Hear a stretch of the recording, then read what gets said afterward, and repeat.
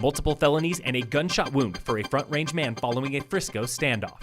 Phil Lindeman, Krystal, 93 News. A 33-year-old Front Range man faces multiple felonies after an officer-involved shooting in Frisco last night, including attempted vehicular assault. Frisco Chief of Police Tom Wickman confirms Derek Baker of Loveland was acting erratically at Whole Foods when police arrived. The confrontation moved outside, where Baker was shot in the arm. He was taken to the hospital about 30 minutes later and released to police custody. None of the 4 responding officers were harmed.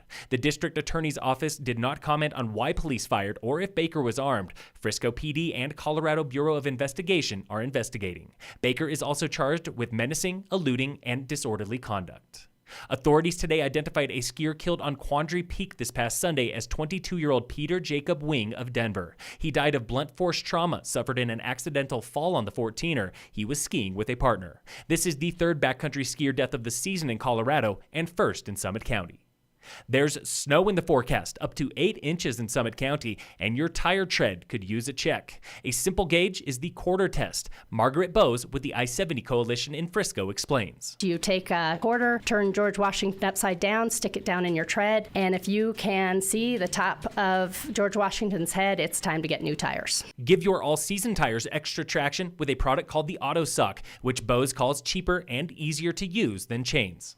Yesterday, we told you how $8.8 million annually from Measure 1A is already funding mental health programs that did not exist before. But what is happening with childcare, the biggest benefactor of 1A money? The Summit Pre-K program has already put the application out for folks that are interested in getting some tuition assistance for their 4-year-old preschoolers. That was County Manager Scott Vargo. The first round of childcare money is distributed before the end of January. It should cut the cost of tuition in half, from $1,300 per month to less than $600. It's what officials promised in November, and County Commissioner Thomas Davidson says that has not changed. Exactly what we presented to voters. Accountability is built into Measure 1A, and state tax auditors follow the money closely to make sure it is spent as promised.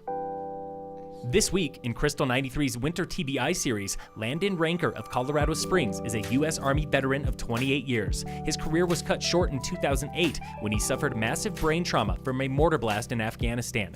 His fears about recovery are shared by many athletes. During that process, you don't know if you're going to be able to do the stuff you used to be able to do. At that time, TBI treatment was in its infancy for all patients. That was about the time that the military was really recognizing, as well as like the NFL and NHL as well, how bad head injuries were. Part of his rehab was coming to Breckenridge for the Hartford Ski Spectacular, an annual event that puts thousands of wounded vets on adaptive skis. He went once and was hooked. That experience showed me the importance of adaptive activities and sports. Ranker says learning to ski all over again reminded him of military training and was just as important for recovery as traditional rehab.